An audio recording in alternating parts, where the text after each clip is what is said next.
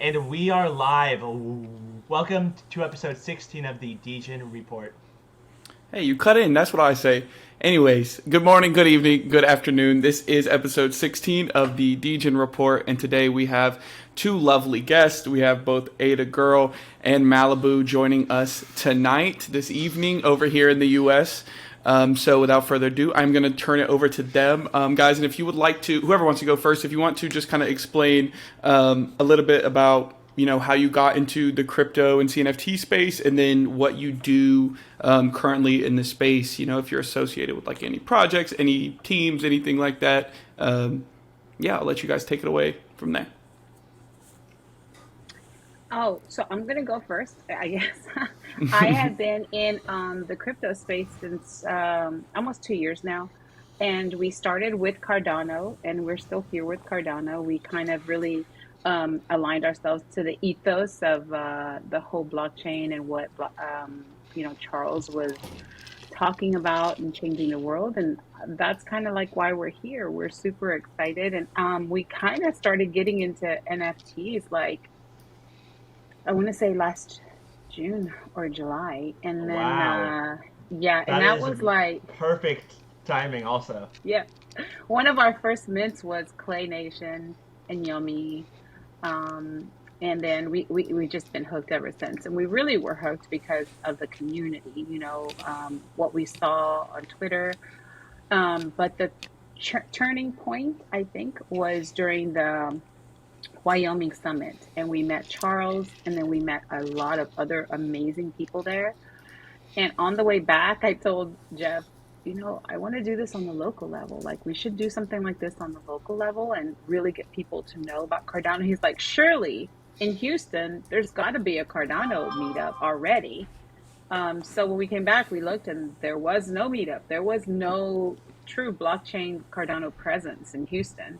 So then that January, I started our meetups, and that March, and I've been applying to be a Cardano ambassador since like October of last year. And then March, they said that I was a Cardano ambassador. Yay! So I was Let's like so fucking go! excited. Let's fucking go! I know, let's Wag fucking me! go. But Wag here's the me! funny thing. The funny thing is, I remember telling Jeff that one of my goals was one to become a Cardano ambassador. Check, right? And then I told them what I wanted to do was next year host the Cardano Summit in Houston. That was my goal number 2. And I'm actually doing that this Saturday, which Awesome. both of the goals that I had for this next year have been completed. But in the Hey. meantime, while I'm doing that, I'm building up, the community. I started building up some of my followers on Twitter. And then I went to Consensus this past year, and then I met the CNFT Con team, and they offered for me to work with them and help them organize CNFT Con. So I did that all summer and up until October. And now I'm also a Summon ambassador. I also work for as a community manager for Nihen, which is the first fiat-backed stablecoin in Cardano. Hey! And Huge. so things are just getting super busy. Good, Yeah, good. that's awesome.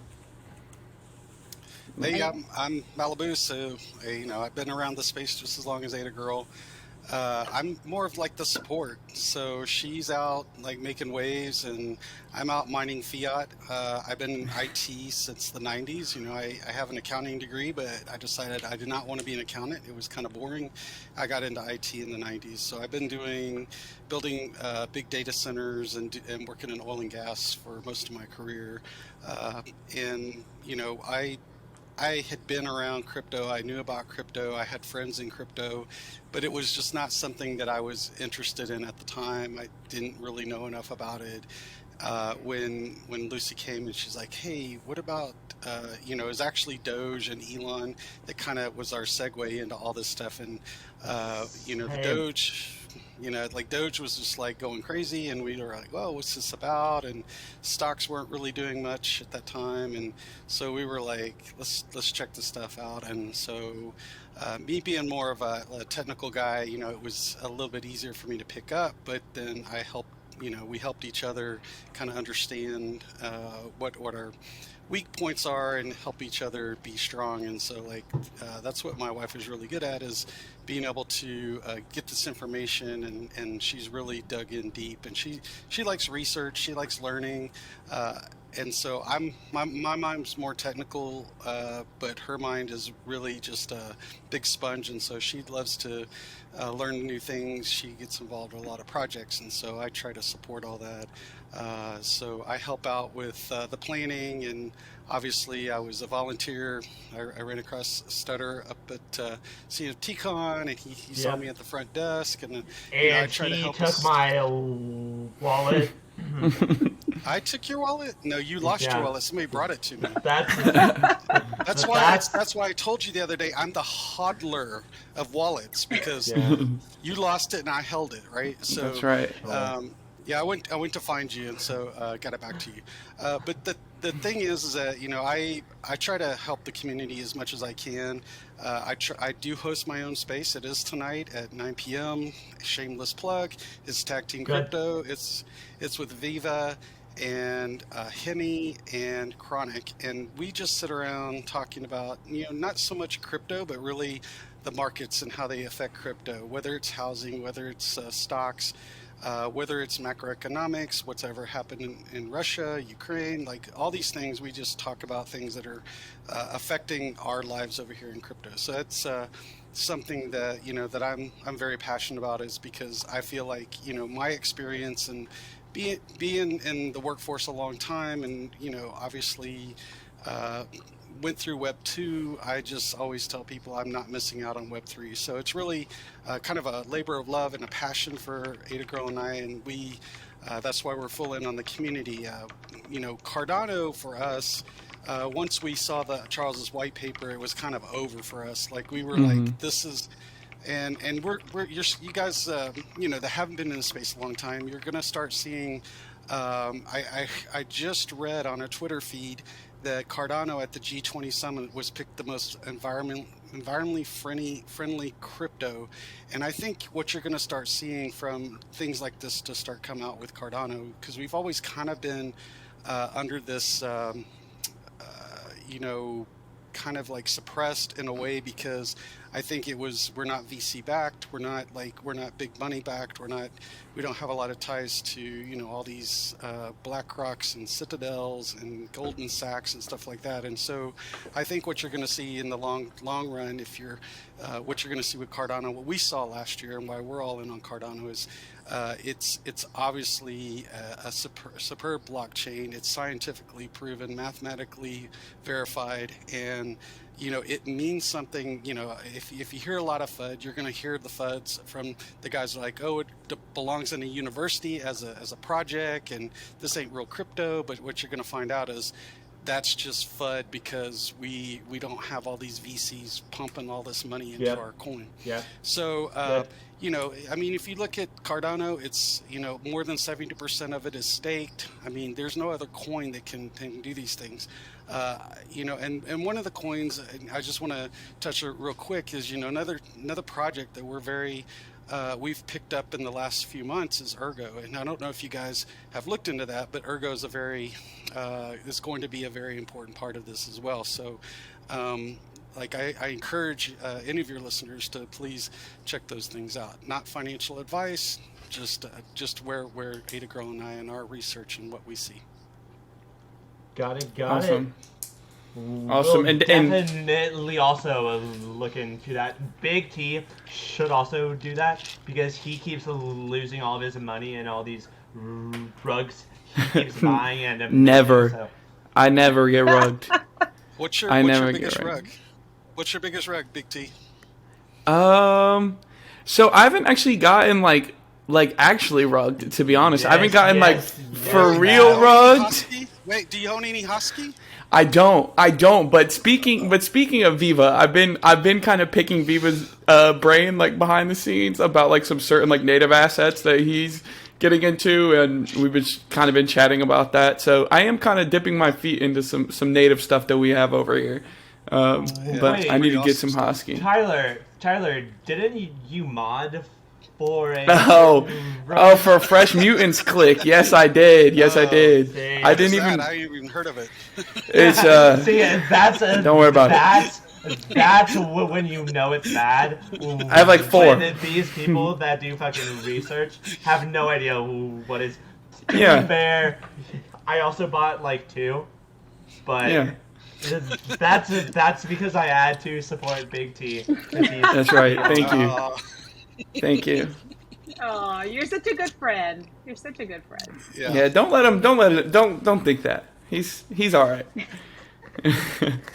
But anyways, no. I think I wanted to really touch on really quick. I think that a lot of people give like shit coins and things of that nature that aren't like, in the top 10 coins at the time, like they'll give them a lot of grief. But I will say that like I also got into crypto because of Doge, and like everybody was just running it, and I thought it was funny, and I bought into it, and it kind of like opened that door for me. So I definitely think it's kind of like gatekeeping in a sense, when like people in our community are like, they kind of exclude a lot of other coins that might just be kind of funny. But at the end of the day, like I feel like that's how you get a lot of people in the door, especially like young people. Like I thought it was kind of like a meme, so I was like, this is hilarious, I'll buy some. And that's kind of like where it started for me.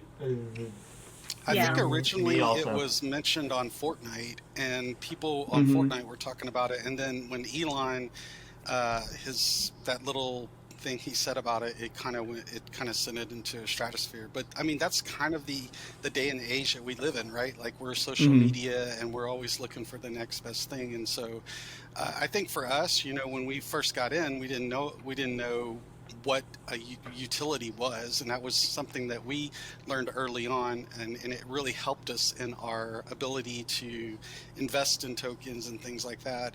But Cardano, it was just like different. And I think for us, what we love about it is you guys, right? We love the community, we love being around you guys, we love supporting you guys. I mean, obviously my wife is she's in a lot of spaces, she's in a lot of projects, she does we would like to be involved in the community and bring a lot of positivity, because we live in a very negative world, and we're trying to be a bright spot, and encourage everybody to follow their dreams. So and you need one of these. You need one of these coins like that. Kind of going off of that, yes, we do love this community, but in the past couple of days, that there's been a bit of a controversy going on, which we should kind of delve into a bit. So I'm going to be honest, I had no idea who Cardano Robin it was, but then when this drama went down, where he was kind of going in and talking about like certain Cardano NFT people, certain Cardano NFT teams in a certain way, like I looked him up, apparently he's got like 7,000 followers, it must be a bunch of bots. But then the whole like Bart thing came out, and like, what is our view on all of that? Like, should he make a return? Should he go find a new community, or what? So when I started hearing some of these whispers about what was going on, and then Bart put out that, actually D-Clay put out that information, then she made a statement type of thing on Twitter. I had some kind of gut feelings about stuff, but nothing that I knew for sure. So like sometimes when I feel that gut kind of feeling, I just kind of lay low, just kind of keep my distance and just kind of watch. I'm just kind of like an observer. And then when that happened, it was a little shocking, because that kind of crosses the line, in my opinion, especially when she mentioned that there were a lot of other women that came forward as well. Yeah. Then it kind of seemed like it became like a snowball effect, where everyone started coming forward or feeling safe to come forward to talk about it. And that's really when it really hit me, the gravity of what he was doing, not just to 1 or 2 or 3, 4 women, but to the community as a whole. And I kind of felt awful, one, for our community, because our community doesn't deserve that type of deceit and manipulation within ourselves. So I reached out to Fart because one of the things that she mentioned was she was kind of scared to come out at first because of the status that he had in the community. And she feared retaliation. At that time, she was having her project out, Project Venus, and she really didn't want to endanger that, right? First, she was scared for herself, and then, of course, for the project that she's worked so hard on, because his status in the community could make it to where it could be problematic. And so when the next day, the first day she said she got a lot of support, but then the next day was when she started feeling some backlash. And I felt horrible for her, because this is exactly why I felt, as a community, we need to hold people accountable for their bad behavior, and including pitting people against each other, or what. And I really wanted to understand how deep did this go? How many people were hurt by this? So I did. I talked to Jenny, which is Jenny Brito, Jenny Lucida, and she said, "Why don't we do a space and we talk about it and see what the community thinks?" Now, I kind of was conflicted because, one, he wasn't there, so that's how can we as a community be talking about him when he's not there? However, he kind of went into hiding, like he just kind of disappeared. So there's no way for him to talk or defend himself if there's any kind of defense for what he was doing. So we just decided to make it into a community event or a community space where people can come forth and talk about how it feels to have that manipulation and have that deceit in our community, and how we can prevent it happening in the future. So I asked Fart if she would come. Of course, Jenny was there. And that space was super interesting because the community did come out, and they came out in full force. And I tried very carefully not to have it turn into a bash session, because that's not going to help anything, right? But it was more of, hey, we know, like if someone came up and said their story and how it made them feel, we kind of took that story and said, okay, how in the future can we make sure that that doesn't happen to someone else, And it was such an amazing space. People kind of talked about that, not just the feeling that he gave them, but I think people wanted to help other people understand that sometimes it's not an issue of you got to say something at the time that it happens, because sometimes people don't feel comfortable to do that. And I think while we were doing the space, there was another thread that was started where they kind of blamed Fart for not saying something earlier, and so shaming her. That is the worst type of mindset to have. Like that whole victim blaming, like you are the issue, where maybe you aren't the whole issue, but why didn't you say it faster? Like that whole mindset blows my mind, and I know that like sometimes it's not the place to do that, but even if that is the wrong mindset to have, especially in a new community that we are fostering and building up. If somebody does something dumb, then fucking call them out. Don't let them continue that trend. And I know it's hard, but it's much easier to do that than because if it's going on with you, it's going on with every other girl. Absolutely. And that's what I was saying too in the space, that we have to, as a community, feel strong to voice our concerns when we see a pattern of behavior, individually, or when women see something and they shouldn't be afraid to ask somebody else, hey, have you had a really weird interaction with this guy, or something to that effect? Because if we had been that strong, he may not have gotten away with what he'd gotten away for such a long time, I think a lot of people did talk about again, the feeling of not being okay for people to shame her for waiting so long to come out. And then we had Monad Alexander come up and say a story about how um, something happened to him, and it made him feel shocked and numb, and he couldn't really talk about it for a while, right? And so Mm-hmm. that's Yeah. exactly, and it had nothing to do with Cardano Robin, but what it had to do with the effect of when something happens like that to you.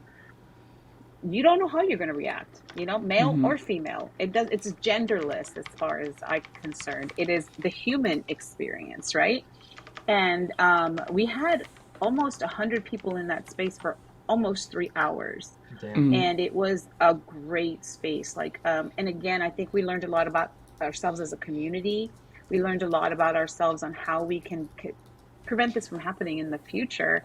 And I did not record it just so that people could feel safe talking about it and knowing that it wasn't a recorded space. And we did have a lot of people come up and really, one, think the space was really needed, and two, Mm-hmm.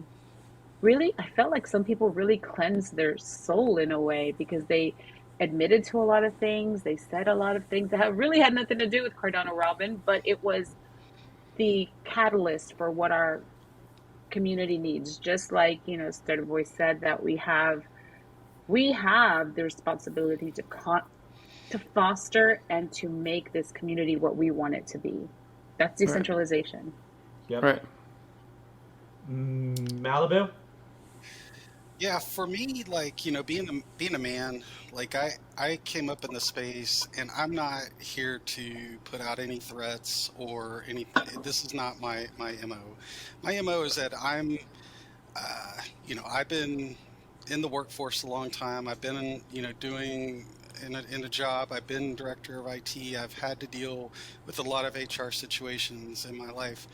And the thing is that I just want men to be men. Like, you know what? It's okay to be a little crazy and do things, but there's a time and place for that. And taking advantage of women or doing something like this, especially when it's not somebody intimately. These are just we're like all internet friends, right? Like, but we meet Mm-hmm. up every once in a while.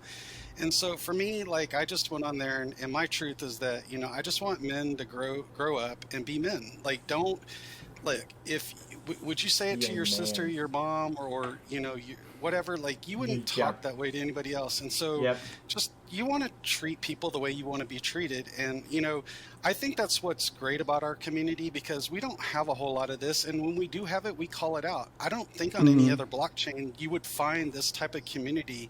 We wouldn't there's not going to be spaces that are going to be supporting women like this. My wife, Yeah. I've told her, like, if anything like this ever happens, I want to know, like, because I will burn the motherfucker down. And it's not a We threat. all I'm just will. saying. We Yeah, we all will. and that's kind of my point to the deal, is that I know right now, that Viva's got my back, Hemi's got my back. I mean, all the wildcards got my back. I mean, I Mm-hmm. know them personally, and I've talked to them, and I want my wife to feel safe, but not just my wife. I want all the girls to feel safe, that they can come, Mm-hmm. and they need to know that there's real men out there that will protect them. I just don't have a tolerance. I'm a little bit older, and I don't tolerate that kind of deal. And and I'm not pointing to any fingers. I'm just saying, like, you know what? If you have a problem and you can't, like, keep your mouth shut, or just go seek help. Get help. I Yeah. mean, if that's anything for Cardano Robin, like, I wish he would go get help, because you know what? That. Like, he provided a lot to the community, and I don't necessarily want to burn him down, but I'm a trust guy. Like, you break my trust, it's going to be very hard to gain my trust again. And so I give everybody that same, from square one, you're 100% in my book, but you start doing crazy and stupid things, like, you just chip away with my trust. And once you break my trust, it's very hard for me to trust anyway. I've had friends in my life that I've had to cut out of my life because I didn't agree with some of the things they've done.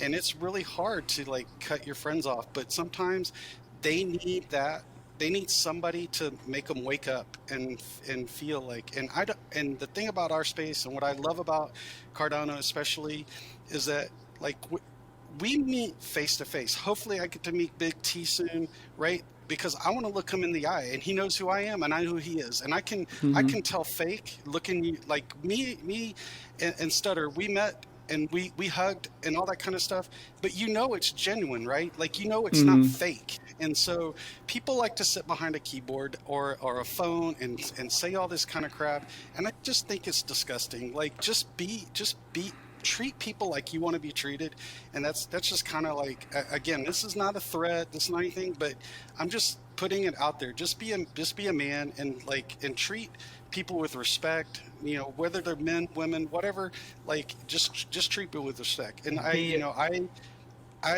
want to be here as a voice for everybody. I don't not just women, but like anybody that has, that has problems or whatever. My DMs are always open. I'm always here for the community, and I want to see us all succeed, not just one person, you know.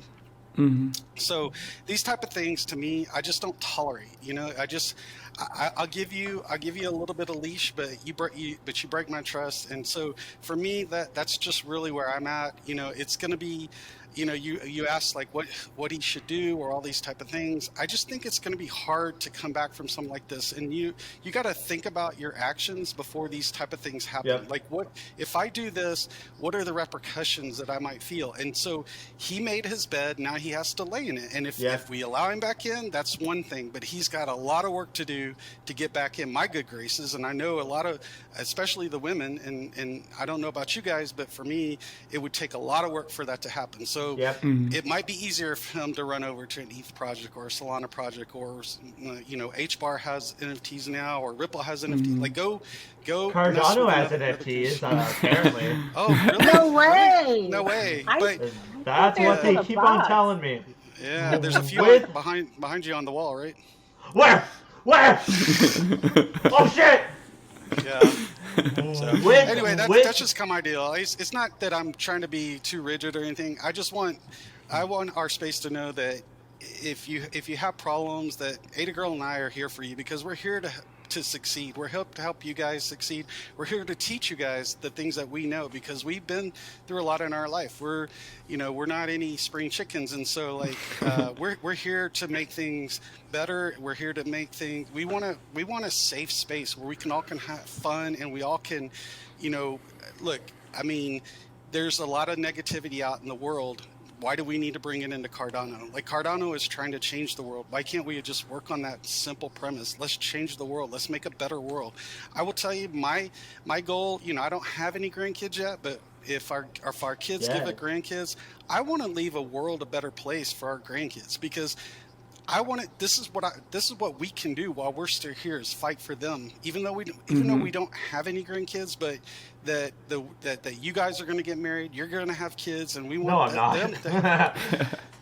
You will get a Lambo. You'll get a Lambo. I'm gonna get a Lambo, get a mansion, and have plenty of girls surrounding me at all times of the day. There's a nice penthouse for sale in the Bahamas if you want it. So I'll get on that. Might have to sell a couple NFTs though. Right on. So I don't want to really dwell on this too much. I think the important part is that we have closure and we move on, and we continue to focus on what's important. I think it is something that we addressed last night, and we all came to the conclusion at the end of the space, is that we all just want to move on. I just want everybody to know, like, we're here to provide a safe space. If anybody needs my help or ADAGurl, our DMs are always open. We're always there for you guys. If you guys have issues or whatever, like, we're always here to foster the community and help build a safe space for all of us. So that's really the most important thing that we try to let everybody know. You guys are definitely the mom and dad of. No, I wouldn't. I don't know. I think it's funny for us because we can relate to you guys, because we were your age at one time, and we went through our careers, and we were trying to bounce around, trying to figure out what we were going to do, and it's taken us this long to really figure out like what our passions are. And this is definitely, I know for my wife, like this is definitely her passion. And so I try to encourage it. Not a lot of people know, and she's probably gonna blush when I say this, but she has her doctorate. Like she got her doctorate last year, and not a lot of people know that, and she's very successful, right, in her field of work. But this is where she wants to be. She wants to be with you guys. She wants to be encouraging you guys. And so that's why she is in a lot of projects, and she wants to do Web3. I just to say, just a kind of final point is just that, like, I just hope that, also when we have these type of things, that the people that, at one point we were friends. And so, like, I don't want to say, like, anything bad toward him. What I would hope that he can do is that he can also learn from this, right? Because people make mistakes, and I understand all that. But understand, when you kind of burn people, like, it's going to take a lot to get the trust back, right? So just be careful, like, what you're doing. Make sure it's okay for us to joke around and give each other a hard time and do all those things, but when you cross the line, it's very hard to come back. I mean, I've just learned it in my life, and so just be mindful. Got it. Awesome. That is such a tough topic to talk about, and because that is the first time in my eyes that we've seen, like, some type of Cardano influencer, like, do his best to kind of take advantage of somebody. So this going on is super good for our community, because this is such a major building block. Yeah. And one of the things I forgot to mention was that Fart and Viva said that because of the awkwardness and because that actually happened, Fart was avoiding him at all costs. So because of that, she missed out on a lot of fun, like at CNFT Con. And I don't want anyone else to ever have to do, or ever have to feel uncomfortable like that, or without speaking up, or without feeling safe to speak up. So, there's repercussions to that behavior too. So it's like, I do want to say too that Cardano Robin never did anything disrespectful to me, never said anything mean to me.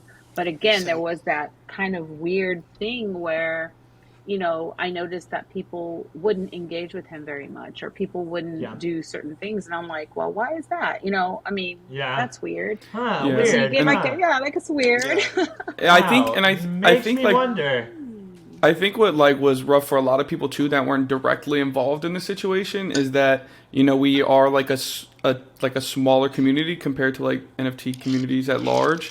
And I think that, like, when you have a person who's pretty big, like, in the space, going out and putting his face in front of people and saying, like, he's, a man of the community and community this and community that, but behind the scenes, you're ragging on a lot of people, you're saying things you shouldn't be saying. I think that like, people that weren't directly affected, that affected them in a way too as well, because like, they see this person as someone who's the head of the community, and the whole time that hasn't been the case behind closed doors. So and definitely, I completely agree with you. And one thing too that was brought up at the space by men and women was the effect that this had on his wife, because he is married.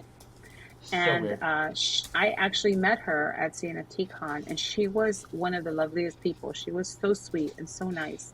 And so then people were expressing that they were sad for her, sad for what could be happening in their household right now too. And so, I mean, there's so many, it's like a massive ripple effect, right? When something like this happens. And I don't think that guys that do stuff like that, or just in general, think about that, like how is it affecting other people?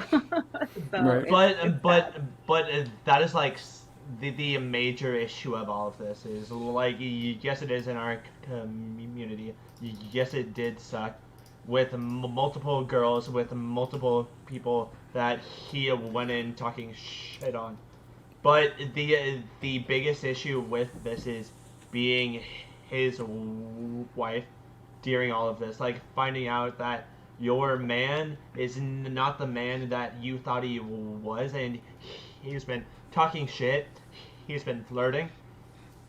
That must be so hard, and that's why I'm never getting married. and that's how we end it. Slip it in some DMs. Problem solved. Guys, also you see him turning a bit orange, bit It's the red. vodka talking. Dude, it's the fucking 24-ounce daiquiri, man. That's Shit. what happens to Yeah. me, man. That happens That's to it, me. girl. My face starts to get red. Yeah. See, like I'm going to show y'all, like I've just been sipping it every like 2 seconds. Yeah. But You drank like a fourth of the cup, and you're like, man, I'm red. Dude, honestly, like, but He's like, I'm sipping. big man sips though. Like, You're gulping. I'm giving it that slurp. That like. Oh Jesus Christ! But let's kind of change the topic off of Cardano, Robin, because I feel he's gotten too much attention, and he knows what he needs to work on, and he says he's doing that, but the future, but only the future knows if it will actually go into fruition or do any of that. But let's talk about something else. What is something that is not illegal, but should be? Okay, rephrasing. What is something that is not illegal but definitely feels like it should be? And I'm going to go first on this one, right? All right. So I definitely feel like making trash bags should be illegal. Why do I have to buy something to throw it away? It makes me so angry. So angry. And I can't, at the place I live, the trash has to be in a bag for them to take it. So then, like, it's a double whammy. I have to pay for something that I know I'm going to throw away when I get home. And I feel like that should be illegal. That's my take. I think trash bags should be banned. Better for the environment, and I don't have to buy something to throw it away. My answer is so much darker. And you guys might not agree with me, but why is suicide illegal? Yeah. What do you mean? You are killing somebody when you kill yourself. Why is that illegal? Like, Why is it illegal? Yeah, I mean, I believe in that some people should have the right to decide when their life ends, especially if they have like a terminal disease, right? That is very much needed in our healthcare system, and it doesn't. So they allow people to suffer to the very end of their life because they don't have any other options. Now, there are some states, though, I think that euthanasia is legal-ish. I'm not sure, but it's not legal enough. But Right.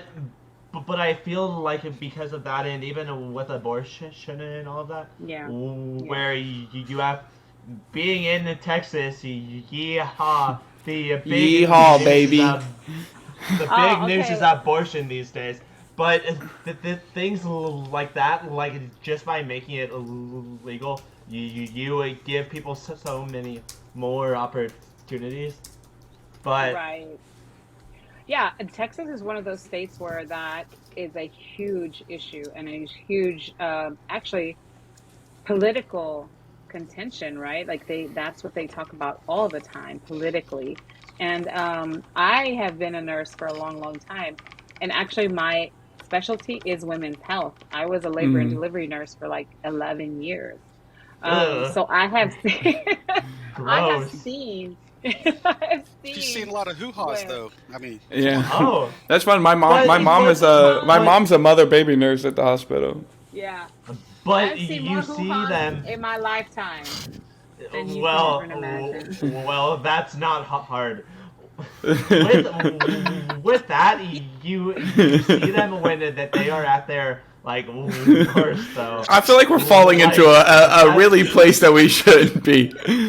I was leading strong with trash bags. What no, happened? you are not. I led strong. Dude. Dude, I will tell this you is mine. I will tell Yeah, you mine. yeah, Malibu, My- please. Yeah, so I took a new job in June, and I have to drive to downtown Houston every day. And Ugh. so if I take the main lanes, it's like a parking lot. So I take the HOV, and I think it should be illegal if you actually do the speed limit in the HOV lane. You should be doing like 90 miles an hour, but the people that actually drive the speed limit hold everybody up because you can't pass them. So it should be illegal What? to not go with the flow of traffic. As in the someone who's HOV. not from Texas, what is the HOV? What is that? High occupancy vehicle lane, but in Houston you can pay a small toll and you can drive a single driver. Normally it's two plus in the car, but you can pay the toll and take it. So I hate sitting in traffic, so I just go into a single lane in the middle of the freeway, and it goes inbound in the morning and it goes outbound in the afternoon, and you get to bypass all the traffic. Texas But be like. you get a slow driver, and then he backs up the entire, like everybody's wanting to go 90 and you got a guy doing 60. It's like, that should be illegal. Yeah, I also feel So- like we have like a bunch, like I live next to our, like the toll roads on the highway, which obviously like kind of bypasses the busy parts of the That should highway, be like illegal. the separate toll road. And I think it should be illegal that if I pay to use the toll road, I can get pulled over for speeding on the toll road, right? Because like I pay the state, I pay the state to build the toll road, and then I pay them to drive on the toll road. You shouldn't be able to pull me over for speeding on it. I paid for it It should twice. be like the Autobahn, right? That's true. It goes faster. Yeah, I paid for it twice. They're double dipping on me now. Like, let me just speed, please. There should also be a age where it is illegal to drive. I agree like, with that. Being a Uber, you get caught behind the fucking 205-year-old blind men with no hands and no toes. then it's just me going 30 on the fucking freeway, about to fucking drive off of it and kill myself. Holy shit, it sucks. Oh man. But Oh my god. So That's a I good have one. two big pet peeves that I think. The question is something that's not illegal but should be illegal, right? It's not illegal, but it really feels like it should be made illegal. Okay. So one of the things that my gosh, it's like I just hate it so much is spam phone calls and spam mail, like junk mail. Like, why are they sending me this trash? Like you kind of said, they're sending me stuff that I'm never going to read. I'm just going to throw it away. It seems like a waste of trees, a waste of effort. Like, that's money that they're paying. Like, so let's just say, a postcard that says, come to this dentist. I'm not going to go to that dentist. I'm not going to, like, why are you sending me that? And I'm throwing it away. Right. So Yeah, if you're going to... And of course, I mean, yeah, I'm saying it's just a waste of time, paper. Yeah. I mean, and then, my trash can gets full of just junk. And then the same thing with like robocalls. Like, I have robocalls calling me nonstop. And then now you don't even know which ones are robocalls and which ones aren't. And it's like, especially like if you're waiting for a phone call and they're going to be calling from a weird number. So then that day you have to like answer all the daggum robocalls because you don't know where they're calling from, right? Yeah. Right. Sucks so bad, but I hate that. The best thing I've ever done was go off grid. These past 2 years, I've gotten no emails. I've gotten no fucking phone calls. Nobody needs me to do anything. It feels so good. What do you mean off grid? You're sitting in a house with electricity. Sitting in a house. With electricity, eating Taco Bell. What are you talking about? He means off-grid-ish. So I mean, I'm not constantly getting emails from my boss saying, you suck at your job. You sound like that. It sounds like that's happened before. I was about to say, it sounds like that's the kind of a personal issue for you. This is me making fun of you and totally not reminiscing on the worst times of my life. He's just jealous that we know how to mine fiat and he doesn't.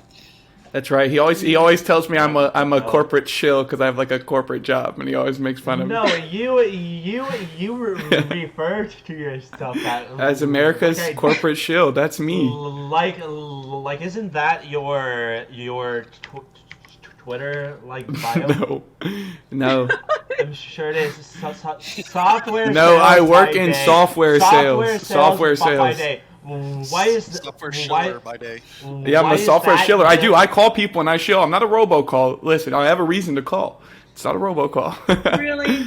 You're and we do B2B work, not like direct to consumer. So I'm not just calling anybody. I'm calling someone that owns the company. That's what I'm doing. So that's why I've gone off the grid, and because I don't want to do peasant work. Peasant work. Okay. Okay, moving along. Just think, like, ADAGurl brings up a good point. Now you have all this junk mail, and you have to have a trash bag to throw away all the junk mail that you didn't want. Yeah. I mean, that's true. Yeah, that's true. That should be illegal. It should be illegal. But anyway, okay, so moving on to the next topic. What is something that feels uniquely American, considering this is probably one of the only times, or one of the very few times, that we have all American people on the pod. A lot of times we'll dabble in someone from Switzerland, maybe an Aussie, who knows? But we're all American today. Let me go first. You go first. Fried Twinkies. Fried Twinkies. Fried Twinkies. Like, fair food in general feels very American, because I feel like at any moment it could kill me. As I'm biting it, I feel like I could just like keel over dead. But like, it feels worth it. I have a heart attack right here. Yeah. Fair food, yeah. I like that. that. Mine's like so basic though. That's so funny, ADAGurl, because we had Max from Max 25 from Universe on last episode, and he's Swiss, and we were talking about like our favorite candies, and he was like, we don't like eat just like, I was like, gummy worms. He's like, you're just eating sugar like in balls. Why are you doing this? He was like, we don't do that, and I was like, I don't know. It's America, baby. We eat candy. America. The most American thing is like shitty beer. So I'm talking about Natty Light. I'm talking about Coors Light. I'm talking about Bud Light. Coors Light's not that bad. Natty Light's bad. Coors Light. You were in a fraternity. Like, you got to know there's worse beers. You have to know these things. Shitty beer. See, but Milwaukee's best. That's what I was gonna say. Milwaukee's best. Like, that's pretty bad. That's pretty gross. Yeah, I have never had that. Or Colt 45. Colt 45, yeah, like that's pretty bad. I don't know if Coors Light is that bad. Stars, dude, all of it's so bad. So have you ever gone anywhere else and had their beer? Like outside of the country? Good. Yeah, it's pretty good. See, but most time when you travel outside of the country, you're not stopping at like a gas station to grab some off. You're normally at like a restaurant or something, like somewhere. You don't go to the gas station. You don't. It's very true. You are also married. You are also married now, so that's right. I am married now. No longer in your like partying phase, but like, right. I'm never leaving that shit behind. I'm trying to think. That's what you say now. What is something I feel is like uniquely American? Mitch, I'm trying to think. Oh, you just gave one, didn't you? Guns. When I think about guns, I think about America. America. That's just Texas. You're thinking Texas. But we need to group it in all of America, and I feel like maybe 75% of America is kind of gun country. I should have lined up all my guns behind me in the for the video. Pow pow! pull them out. Shoot the camera. That'll go perfectly. The AR-15 in the back. Yeah. Dude, people would cancel your ass. Nah, That's- just kidding. I really felt like I don't before eat that stuff. before the pod, I was really leaning towards like weird fried foods, and I feel like ADAGurl kind of encompassed that with like fried Twinkies and fair food, because that's Yeah. what I was like. We like literally like fry like the most random things ever, like Oreos. Oh, Like, just Oreos really- are good, man. They are Yes. good, but like I said, when I'm eating them, do I feel Right like I'm there. gonna die? Yes, as I am in consuming it, I do feel like I'm gonna pass out, but I will eat it. Yeah. I Fried think, shitty beer. yeah. To keep the food thing going, I mean, we also have like massive portions. Like everything here is like 3 Yeah. or 4 times bigger than. Yeah. Yeah, that is true. Especially like drinks, like our drink Big sizes. as Like your you go to head. you go to like the fountain soda at the gas station, like the 32-ounce one. Like why are we allowed to buy things this large to consume? Yes. This Like that is this is 24 ounces of alcohol, guys. Why am I doing this? It's I think, you know what- American. You know what's uniquely American is baseball, y'all. Baseball. Baseball. Baseball. Baseball. I played baseball one time in the 5th grade, and I told my mom never to ever sign me up for baseball ever again. It was the most boring sport I Wait. ever played in my whole life. I played Me like too, soccer, basketball, ran track. I will never play baseball again. It was so boring. One. I love But- baseball. Okay, I have a listen. single I fond both my memory of baseball. both of So my I've got brothers. a Oh, you single- go.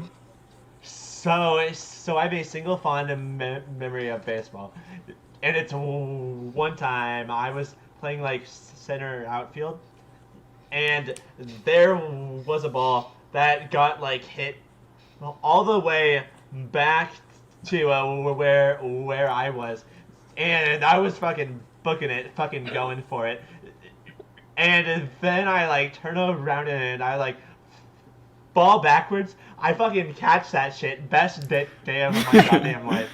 Well, I also played Pretty outfield. sure when I like passed out though. like I'm like, oh my god, I just ran for like 10 seconds. I'm fucking exhausted.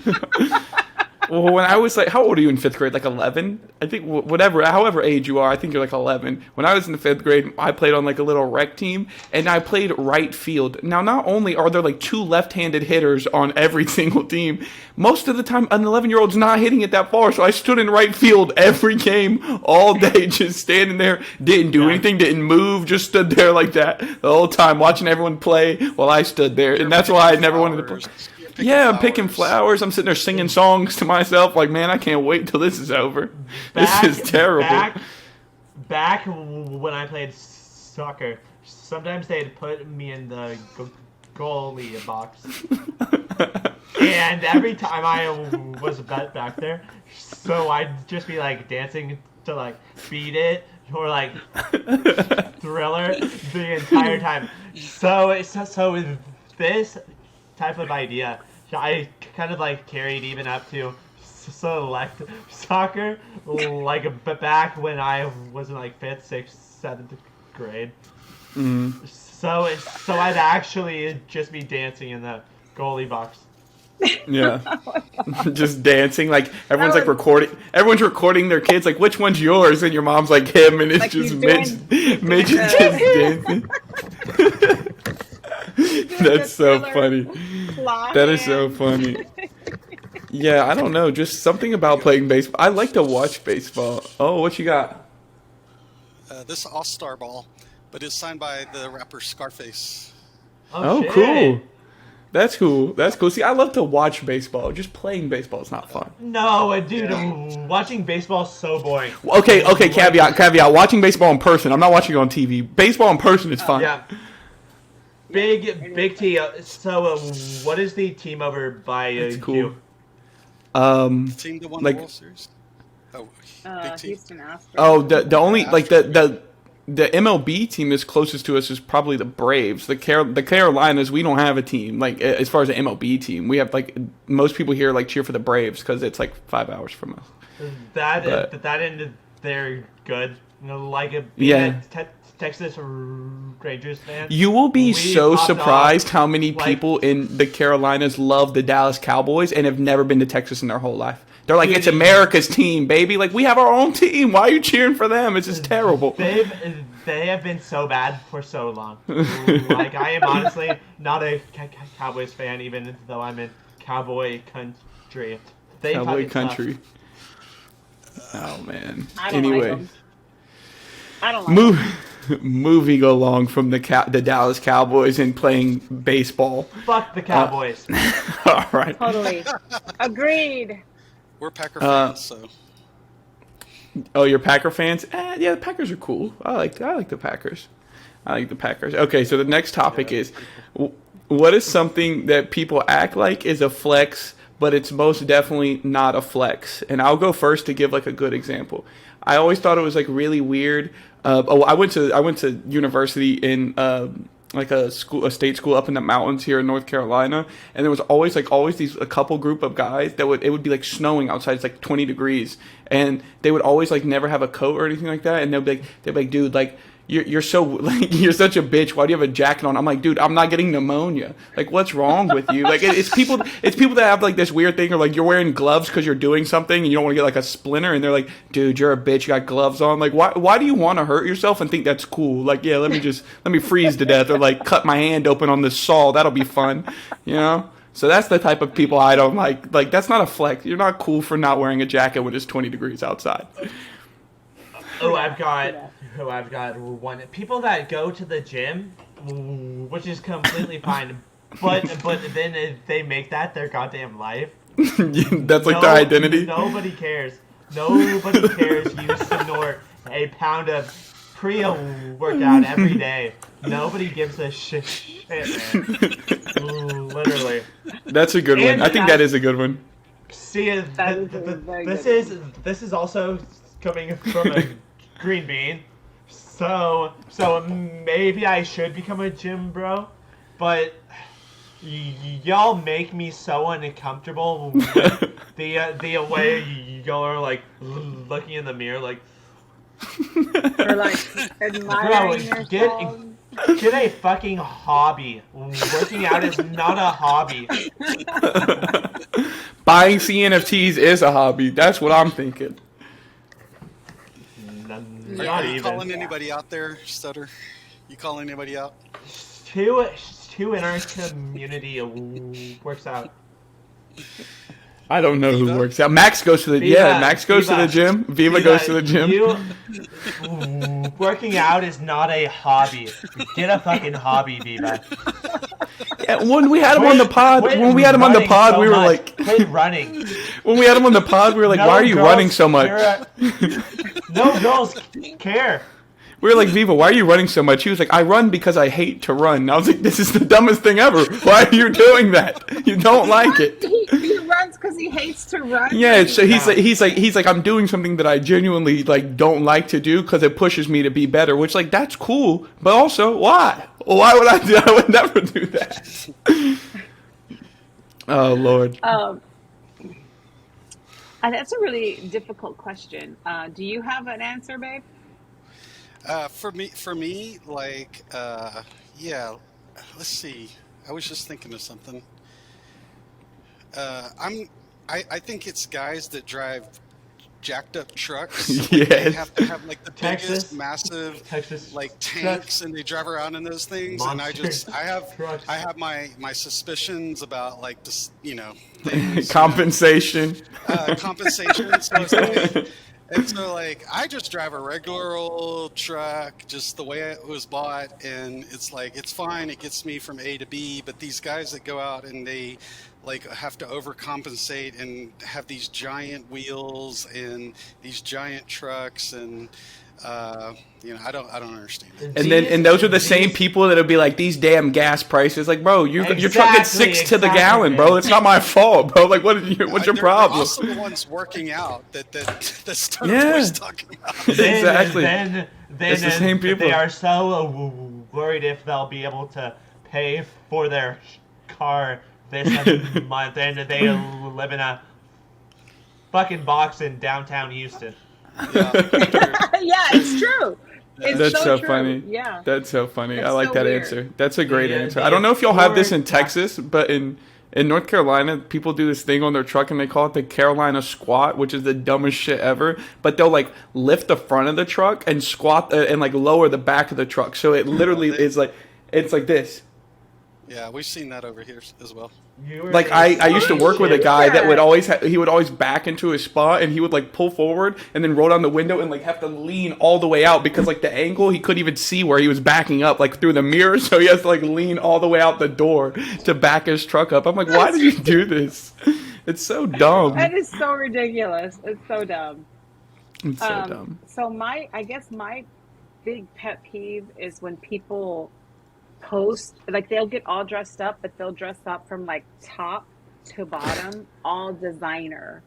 Like, oh, yeah. But like super tacky designer. Super tacky. Like it doesn't match at all. Yeah, like it just doesn't match. Like they'll wear like a Dior purple hat and like a Gucci shirt that's like green, and you know, like everything's mismatched, but it's all designer, and you're just like, that's not. They just put on the most expensive things they own.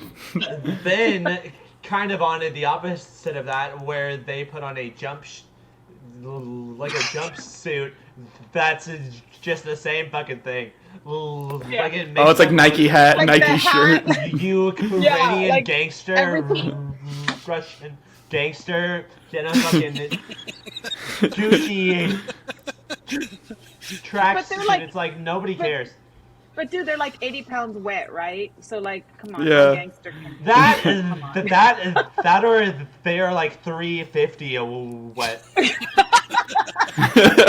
There's no middle ground. There's no middle ground.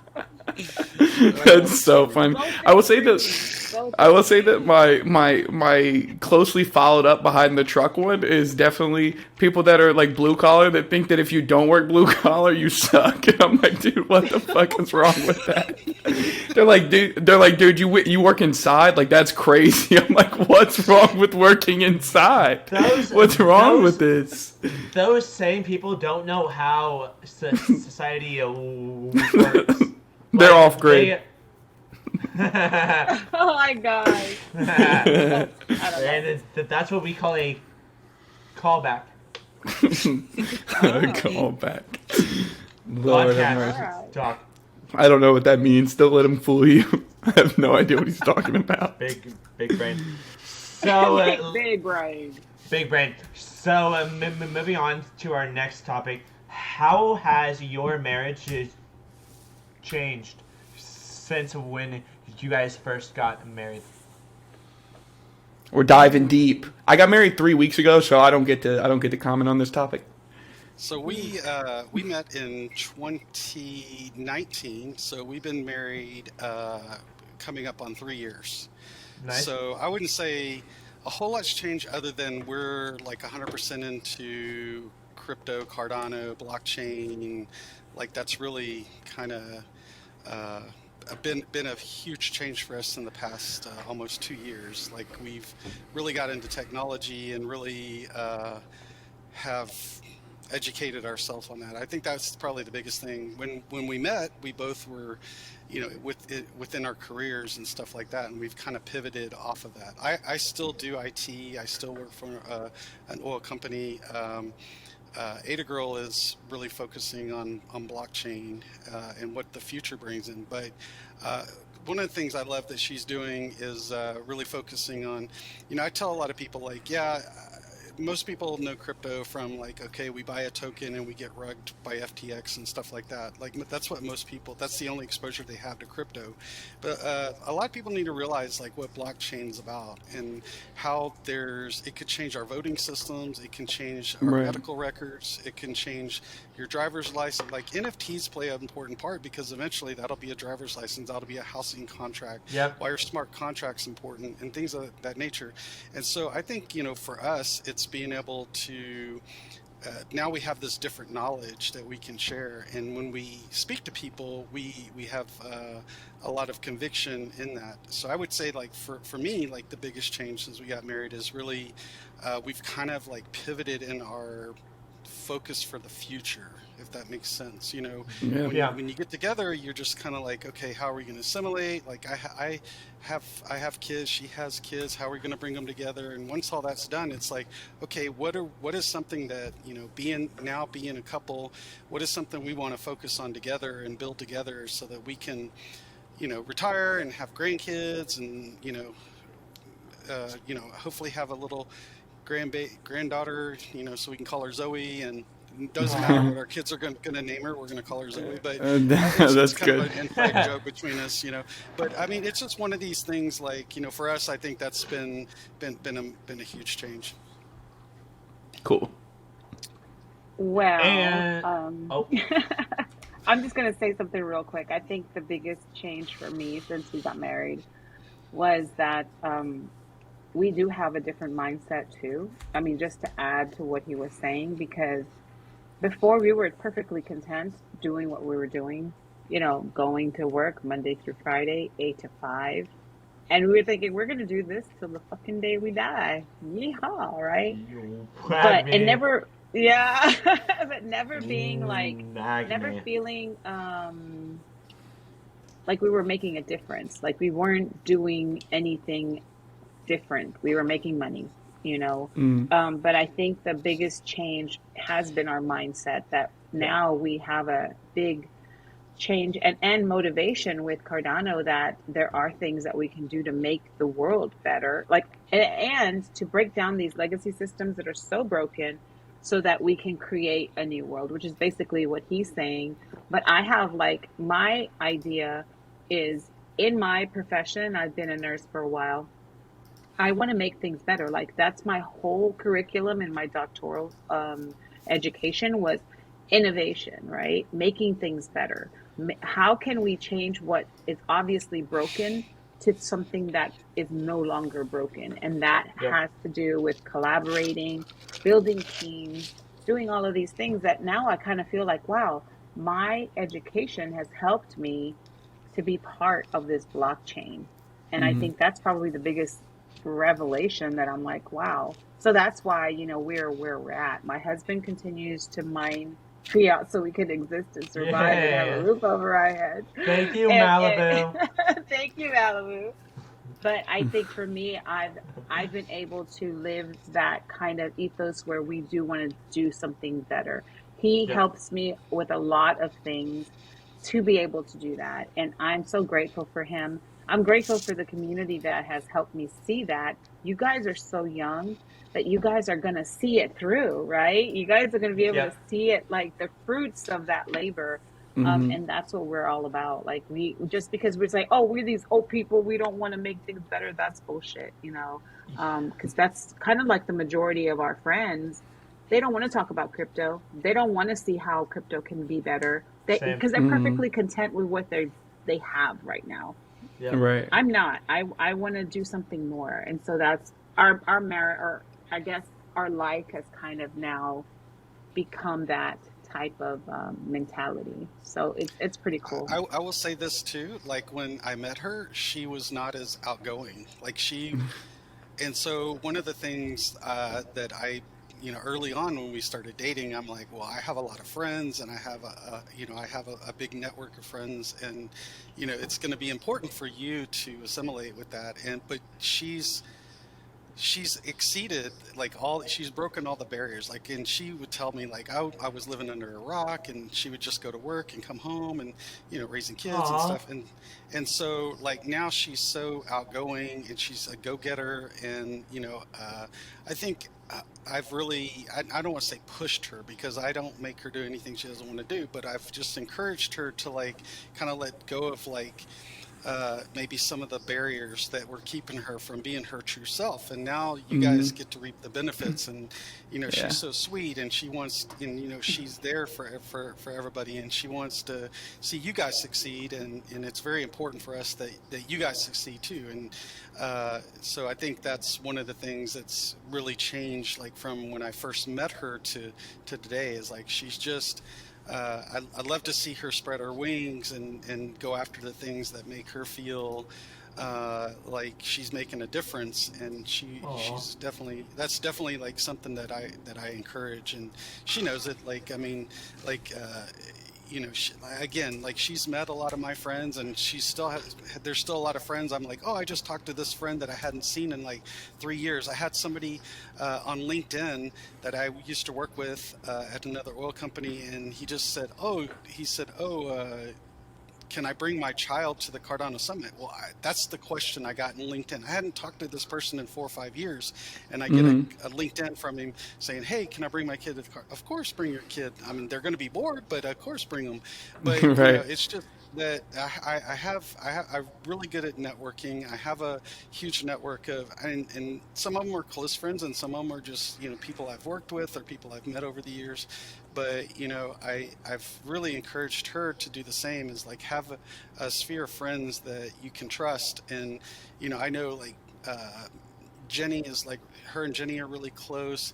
And you know, and I met Jenny, and then Jenny's like, "Oh, you're gonna love my husband." And then he came to CNFTCon, and me and him were like, just hit it off. Like, and so we want to be surrounded by people that want to encourage us too. You know, we don't want to be, we don't, you know, that's why I say we've kind of cut the dead weight out of our friendships and our, you know, who we associate with, and we want to be, you know, in very positive relationships. And so I think that's one of the things that we've probably brought out in each other is kind of cutting the negativity and being just trying to be positive all the time. Good.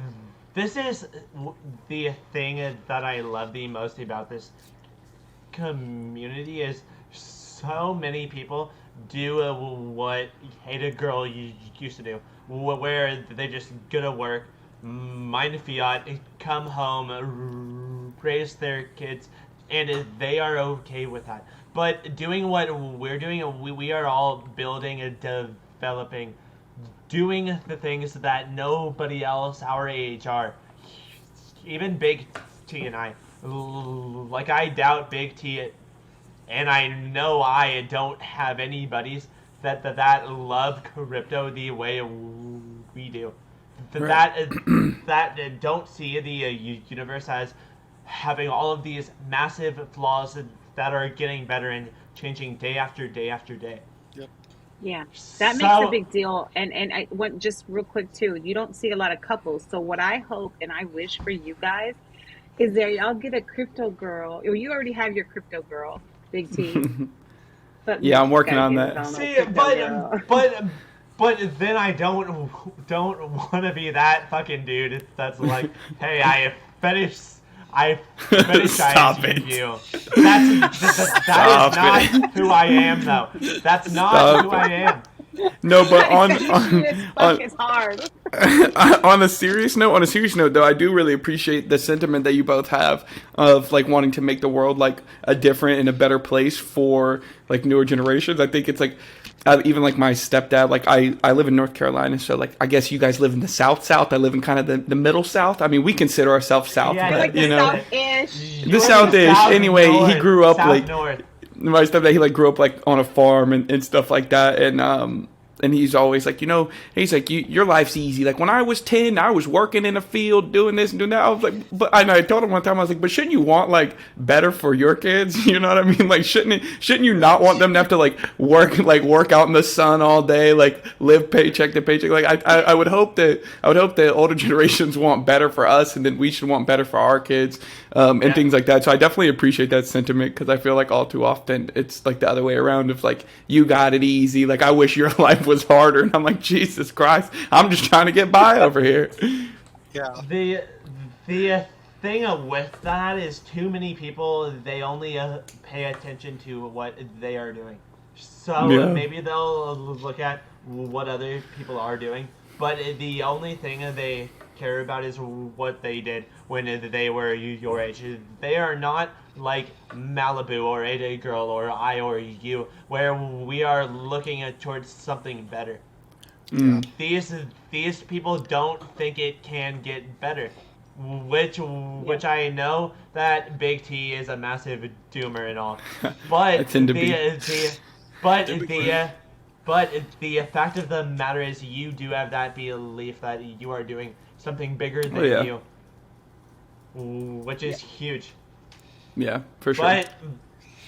But I mean, ADAGurl, if you know any other ADAGurls out there, then send them my way, because I do. We will. Because I do make jokes and all about being single and not ever getting married, but that just makes me sleep better at night. Okay, here we go. So, Awesome. Topic number 10. What was the craziest thing that you did as a small child? Like, what's something really dumb you did as a kid? Like, like for instance, my older brother, he's 17 months older than me, so like we're pretty close in age. And when I was 4 and he was 5, I like distinctly remember him coming into my room and like waking me up. It was like super early in the morning, and he was like. He was like just telling me like come with him. He had a funny idea, and he took the one of our kitchen chair. My mom was asleep. It was like 6 in the morning. He took a kitchen chair and pushed it up against our back door, and like unlocked a deadbolt, and then like pulled it back, got down, and we went in the fridge and got all of the eggs out of the refrigerator, and went on the back porch and started throwing them at our house. And that was our idea of like a good time. We got in trouble for doing that, but I to this day I always blame my brother for doing that because he looped me into getting in trouble like that all the time. But when I was a kid, I egged my own house because I thought it was fun. So That's good. I as a kid, we had like I had a small room, and so like you could only put the bed in 2 places, on that wall or that wall, right? yeah. And so my grandparents had moved to East Texas, and we would go every weekend because they were building a house, and my dad would be helping them. And so I remember like my parents, they had moved my bed from this side to that side. And so every night I would run to the room. They would say goodnight to my parents, and I'd run to the room and I'd go to jump in the bed. And I had forgotten that they had swapped the dresser for the bed and the bed for the dresser. And so I ran in my room to go in to jump in the bed, and I hit the corner of my dresser, and it busted my whole cheek open right here. I still have a scar. Oh And I had to have stitches. So that was kind of a not paying attention, as like a 6 or 7 year old. But yeah, I cracked my face open right there, and I still have a scar right here. So it's like going from the eye back. It's just like right here on the cheekbone. Like I popped it right on the cheekbone. That is badass though. Because I also do have one that's like there, but Yeah. you can't even see that anymore. So like, You have to look close so you can still see mine, and I have one on my eye here, and I have one here on my chin. I was kind of a rough and tumble kid. That's badass though. Girls love a scarred face. rough and I was like, hey, girl, check out my scar. You see that scar right there?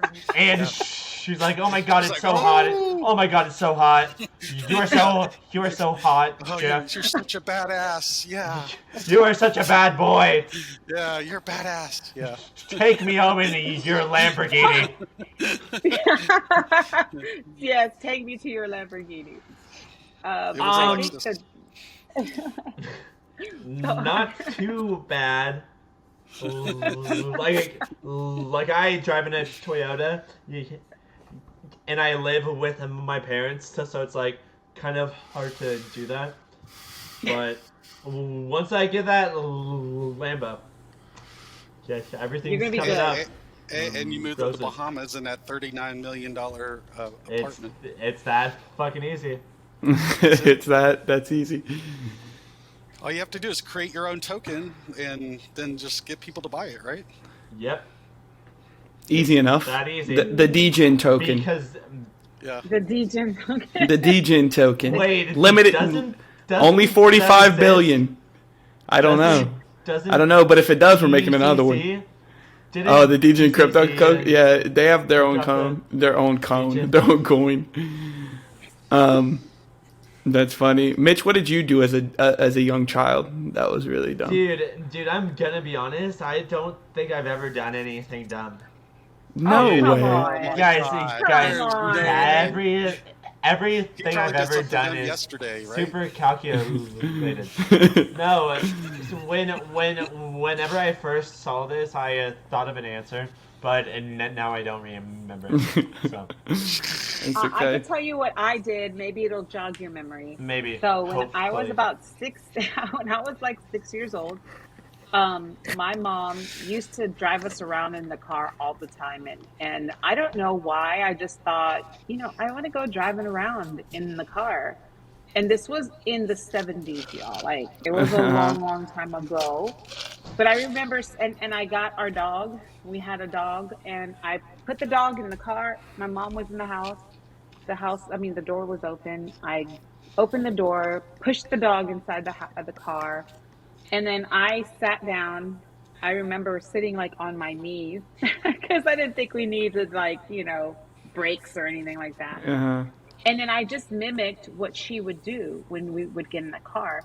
And it was like one of those manual type of things. And I pushed the thing down just like she used to do. And it went in like neutral and the car started moving back. Oh no. And I remember like going, oh, the car's going. And I remember my mom running out of the house, screaming because the car's like slowly backing out of the driveway. Oh no. And this look of terror on her face. And I'm like, why is she so scared? What's going on? Oh my God. I think I got a spanking that day. And I never did it Never again. tried to drive But yeah, again. no, not as a kid. I was like terrified. I was like, I don't want to go to the car. I don't want to be in there. But yeah, that was, I think, the scariest. I mean, I wasn't scared, but I just remember my mom looking freaking terrified. Yeah. Because I was in the car. It was backing up. That was really dumb, but, I was 6. So no one got killed. Good. Which leads perfectly into mine. Oh God. No. Back when I was much dumber, and this is coming from a guy that thought there was 26 letters in. No, you thought there was 24 in the episode with Fett. You thought it was 24. It is 26. 24. Dude.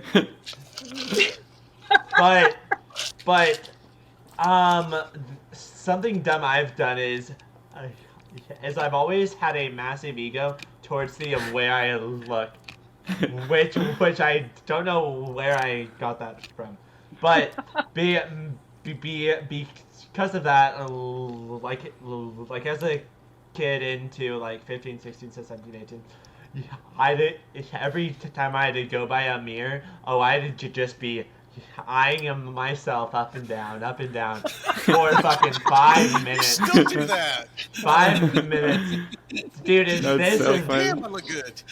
This entire podcast is just me looking at myself. That's why he does it. Damn. That's why he does it, so he can look at himself. You're like, ooh, yeah. Hi. That's so funny. But because of that, one time my dad was driving, I was shotgun, and I saw him looking in the preview mirror. So I'm like, is he looking at himself? So then I get the mirror, I turn it towards me, and he's like, dude, what the fuck are you doing? He's like trying to drive. Yeah, that's so funny. That's so funny. But I'm just looking at the eye candy in the front seat. You're appreciating the eye candy, man. That's so funny. Your dad's just trying to drive. Somebody's got to do it. That's so got to funny. do it. That's awesome. Gotta appreciate. When I was in like middle school, another dumb story. I used to we had a shower that was like. It was like you like the glass door opened and you had to like the nozzle for the shower was over here, so it was really I didn't want to get cold, so like you would open the door and the shower was like raised up like this much, so you would like stand on the little ledge with the glass door open and like reach around and turn the water on and then get back, so like you didn't get wet and then you weren't gonna get cold. And I remember we had it was me and my brother's bathroom. They always because my parents got remarried, so I have 3 sisters and 2 brothers. There's 6 of us, so all the boys always had one bathroom, all the girls had the other one. Anyways, so we had this thing hanging over the door. Yeah, the Brady Bunch, for real. And we had this thing hanging over the door that held all the shampoo and stuff on the inside, and then on the outside it had these 2 hooks you could hang a towel on. And I remember one time I was on the ledge, turned the water on, and I went to jump down off the little ledge, step off of it, and the towel hook went up my nose. And pulled my whole head back, and my whole face was bleeding everywhere. I cut the inside of my nose open, dude. And I looked insane. I was I'm in the bathroom, I'm bleeding everywhere, and I walk out. And my mom's in the kitchen. She's like, "What the hell happened to you?" I was I was turning on the shower, and I hooked my nose, and I almost ruptured my brain from this thing. Just, I think it was a bad spout of luck. Like, how does that even happen? Dude, I know. You ended up just getting a COVID test even before COVID test. Yeah, I did. It prepped me. It prepped me really well because that hurt. That hurt so bad. So another dumb thing I've done. This is gonna be the entirety of the podcast. It's just one time I did this, and I keep going back and forth. But back at university, which I ended up doing 2 years of. The first dumb thing is I got a single piercing. I got one piercing. Which You're so cool. No, the complete opposite. And now that might be super badass, like getting both, because I've got the long hair and all, so it'll like look good. But back then I had like short, maybe not like short hair, but a bowl cut. I was the normal white guy. So me having a single piercing, it looks so fucking bad. So fucking bad. But then something I did, and maybe like 2 or 3 months later, is I shaved my head. So then you got a buzz cut. Dude, I went. Sometimes. Why? So sometimes you just go through a Britney phase. So that is. It was a young life crisis, not a midlife crisis, just an early life crisis. Dude, that was a very early life crisis, but I've not gotten a real haircut ever since. And That's good. Looking good. It looks So good. If you went through the Britney phase, what phase is this? This Fabio? Maybe if ladies paid any attention, then it's a Fabio phase, but I'm kind of going through maybe a Charles Hoskinson phase, where it's just work. Where you're cool, just no one knows. Gotta hustle. That's right. You've gotta be hustling. Did Big T just say I'm cool? No, I did not. I never would say something like this. Ever. Better not be. Ever. Okay, anyway, moving along so I don't get in trouble. What is something that you are absolutely terrible at? Like anything in life that you're just absolutely terrible at or terrible at like dealing with? Like you don't like blood, stuff like that. Like what is something that you absolutely like hate, you can't stand it, you can't deal with it, you're not good at it? I have an answer. Let's hear it. House cleaning and house chores. I hate it. I do it, but I hate it.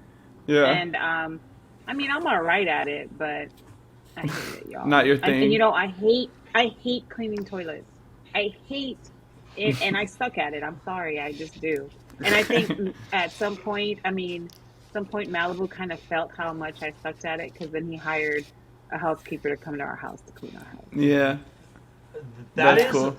That is something that Big T is so good at. Like, I love to clean. I like to clean. It feels like therapeutic. Do? Yeah. Can It's we like hire you? Oh, absolutely. And some things more than others. Like I really like to do the dishes. Like I don't know why. It's just like I enjoy cleaning. Do? I enjoy cleaning the dishes. Yeah. I enjoy like cleaning the counters. But there's other stuff that I don't like. Like I'm not gonna. The luckiest girl alive. Like I'm not gonna clean. Holy Oh, shit. she's like twice what I am. Like she cleans everything. But like I'm not gonna clean like the baseboards in the house. It's not gonna be like you can eat off the floor. But it looks presentable. So yeah, I like to clean. I'm very impressed. Thank you. That's Thank you. something I don't. I mean, I hate it and I suck at it. So. It kind of like cancels each other out. Yeah, exactly. Trying to think. Yeah, I'm too good at everything. Yeah, pretty much. Yeah, I don't know. Like, I wouldn't say I'm terrible at anyone. I don't know, babe. What do you think? Like, what's something I'm He's terrible perfect in every way, y'all. And there we go. You heard it here first. He No doubt. excels. No doubt. He excels No at cap. everything. So I'm sorry, y'all are gonna be out of luck with that question for him. Malibu to the moon. You heard it here first. Yeah, I mean, have you seen my wife? Yeah, of course. There you go. There we go. Well done, man. Well done. Let me see. Something I'm bad at. I'm bad at like dealing in like. I'm bad at dealing with like very like crowded situations. Like I really, really, really like loathe being in like very crowded situations. But it's not even like it's not even being in them. It's like the anticipation of being in them that like really like works my nerves. Like if I go to a concert, I know there's going to be a lot of people. So then I'm really, really anxious. And then I get there and I'm anxious for a little bit and then it's fine. Like it goes away. But it's like the anticipation of something that I know brings me anxiety makes it like 10 times worse. And I can't deal with it. I hate to go to Costco even like unless it's like just open because Costco really like scares me. There's so many people in there, but Yeah. That used to be my like biggest issue. Because of the way I do talk, I know I'm going to interact with people whenever I go anywhere. So I used to get in my own mind and be like, but what if they say, what do you mean? Then what do I do? But nobody gives a shit. yeah. So like that entire anxiety, like preteen fucking teenager anxiety, made no sense, and now I'm like nobody cares, Yeah. and nobody did care. Yeah. Fun fact. You're badass, man. You shouldn't have That's a care in right. the world. Apparently I'm a badass. That's right. You heard it here first, folks. That's right. A lot of firsts coming out over here at the Degen Wow. report. At the Degen report, yeah. So I should have went to CNFT Con this year because I know it was like the first year. I feel like it's just gonna get more and more crowded, and I'm gonna be like, man, this is not me. So I should have went this year. And you know what? I thought of something else that I stuck at. Okay, so this Let's hear it. weekend we went to the country to visit a friend, and I know you country guys know what Whataburger is. So it had been a long time since I've been a Whataburger.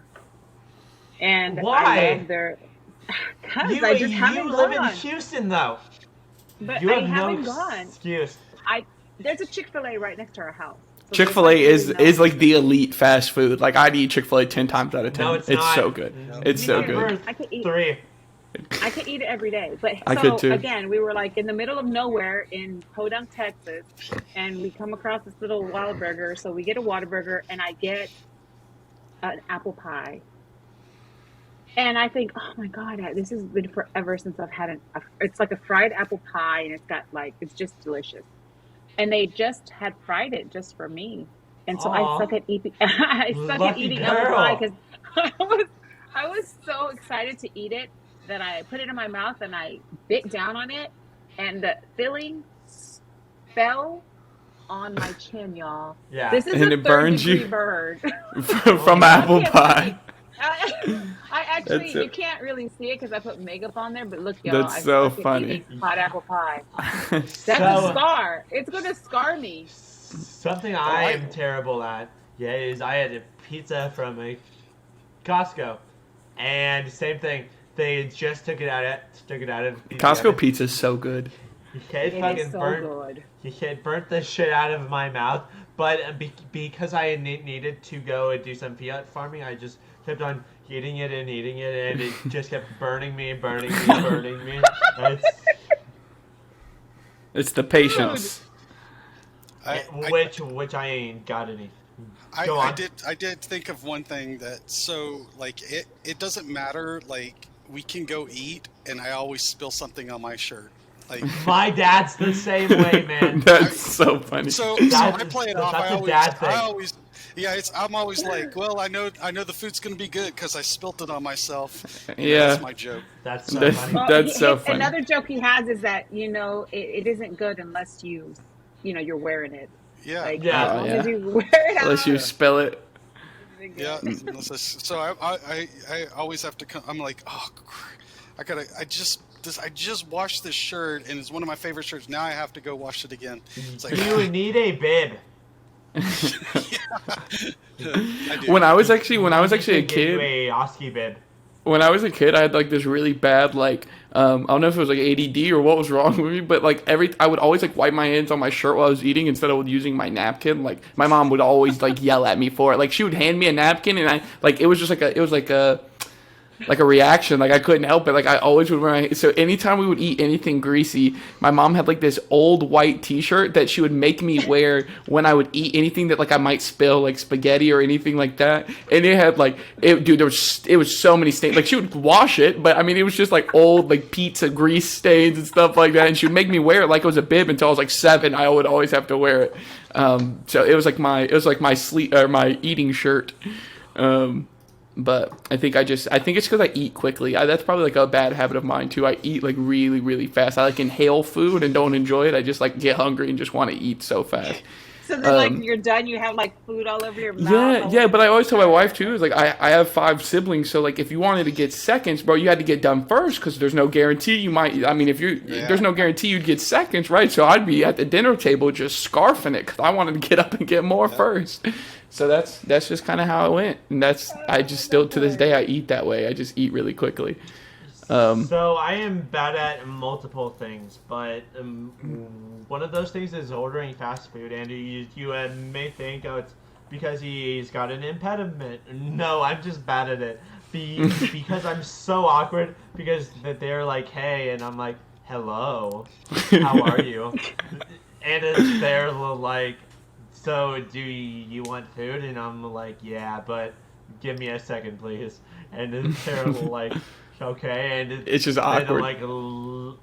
But then I find something and I'm like, hello, and they're like, hey, and I'm like, okay, can I order food now, please? So it's always kind of awkward there. Ooh, what else am I bad at? Going through high school, college, and all of that, my grades were fucking terrible. Like not because I didn't like work my ass off, but because that type of system for me doesn't work. It doesn't work at all. And I did like graduate high school. I did finish. I didn't finish all the way, but because of that, like learning like that makes no sense to me. Like doing what we're doing now. Yeah, I am learning more than I ever did in like 19 years of middle school, high school, college, 19 years of middle school. 19 years. They just kept on holding me back. I'm like, guys, please. I'm 20 years old. I need to move on from middle school. So I need to fly. So I'm finally in high school, but hopefully it'll get easier. That's so funny. Awesome. I think when you generally do something you enjoy, it doesn't feel like learning. It feels like you're more motivated. So putting Big T in right field, he just wasn't motivated. It wasn't fun to him. Right, because it's like not engaging. Because I just stand there and count the flowers on the ground. Putting me in a goalie was only enjoyable because I was engaging in a because people were kicking balls at you. Yeah. That's right. Actually avoiding the balls, like trying to not get hit by them. Right, while he's dancing away. And that's so funny. He was voguing and everything. Yeah, exactly. Vogue. Exactly. That's so funny. Okay, awesome. So moving on, we have a couple more left. We have a couple more left. So the next topic is: would you rather fight off 100 5-year-olds or 5 grown men? How? I'm taking the grown men, dude. 100 kindergartners, bro. That's a lot. That's a lot of kids. Grown are these men? I'd say I'd say anywhere between like 20 and 50. Are they like 5'7" and a half? I didn't think that far into it. I didn't think that far. Are they like Viva men? I think we can take a couple of like. I think we could take like just a broad genre split between the 5. How about that? So are there any like 6'5" like gladiators? No, I don't think so. Man, y'all really diving deep. I just wanted to know: would you rather fight 105-year-olds or 5 grown men? Dude, I've seen 5 grown men in my lifetime, and sometimes they're fucking big, man. so are we talking like 5 dad bod, fucking? Just use your imagination. would take the 5 men because at least at some point you could reason with them or something, right? Yeah, that's true. I didn't even think that sucks. far into it. Yeah, like a 5-year-old. There's no logic there. And they may pee on you. I mean, and that's like the worst. That's like, true. That's true. I'm out. That could- I'm out. Drool. Or throw up on you. Spit. Yeah, there are a lot of variables going into that. I think your only chance would be to pick one up and then start swinging them around to ward the others off. We talked about this, and I said I would rip off a 5-year-old's arm. Fucking rub blood into my eyes. Make them Just scare them. Think I'm fucking insane because I am fucking insane. That's your tactic, just terrify the children. I would just go get 100 ice cream cones and give them ice cream, and they'd be fine.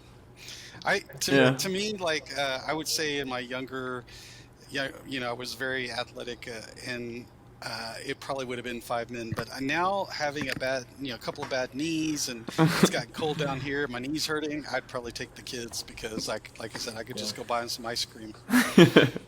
100 ice cream cones. Malibu is a lover, not a fighter. Not a fighter. Hell yeah. He really is. Yeah, I am. Not a fighter. But don't piss me off. Like, don't find out. Like, you're gonna fuck around. You're gonna find out. Right, like the little meme of the guy with the chart. That thing, I always think of. The more you fuck around, the more you find out. Yeah, I love that meme so much. That's so They funny. exponentially go together. Yeah, I love that. It's so funny. So I'd rub blood all over my face and beat the shit out of Like the gladiator. Yeah, dude, fucking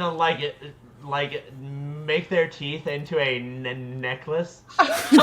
some teeth, brass knuckles.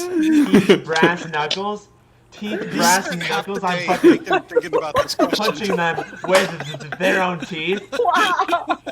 What else? What else could we do? What else could I do? What else could I do to fuck up 800 children? Don't let this man near a school. That's so funny. I'm thinking. But, That's hilarious. Oh my god. But honestly, I don't think 5 grown men would kill me, and I don't think 800 children could kill me. Because I'm insane. Because you're punching people with their own teeth. Yeah. Wearing the teeth around his neck and slapping them with their arms. They Yeah. just ripped off. Gosh. That is the funniest thing. Oh my god. Should we move on, Tyler? Yeah. Let's go ahead and keep it moving. What is one thing people are generally surprised to find out about you? Tyler?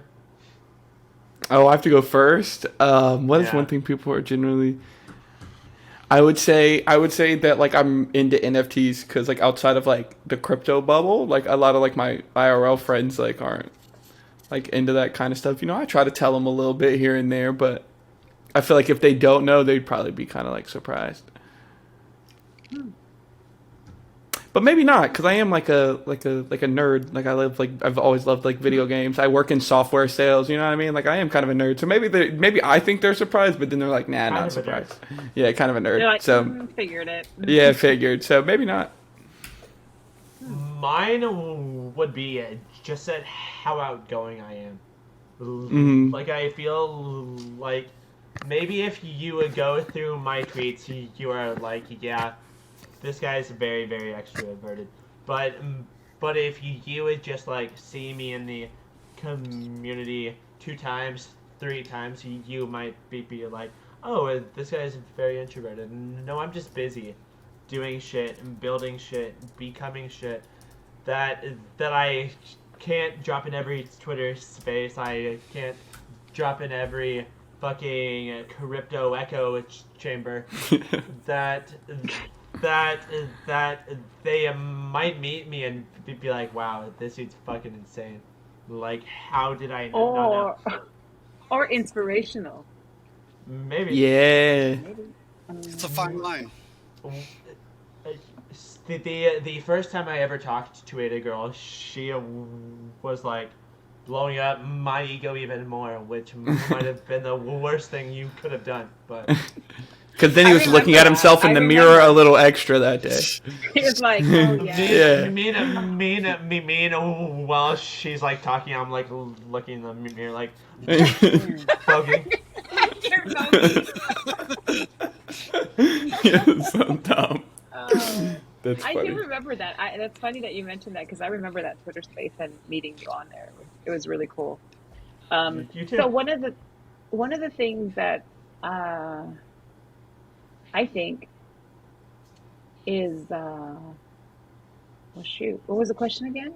What is one thing people would be surprised to like know about you? Oh or yeah, find yeah. out about Okay, you? I knew it. Okay, I play the viola, and I played the viola for like 10 years, and I was in orchestras, and I did solos, and I can still play every once in a while. If I don't have my nails on, but yeah, What That's is cool. a viola?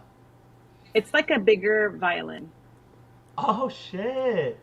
That's Yeah, badass. that's cool. Does that translate at all to any other instruments? Not really. Hey. Yeah. But It's a string- badass it's a string- whenever you. So I was pull like it an out. orchestra nerd. I was an orchestra nerd in high school and junior high and all that. But Yeah. Badass. Yeah, I tried to learn how to play it. I tried to learn how to play the guitar in 5th grade, and I quit after like 3 weeks because it made my fingers hurt. And I was like, Dad, this is dumb. I'm not doing this anymore.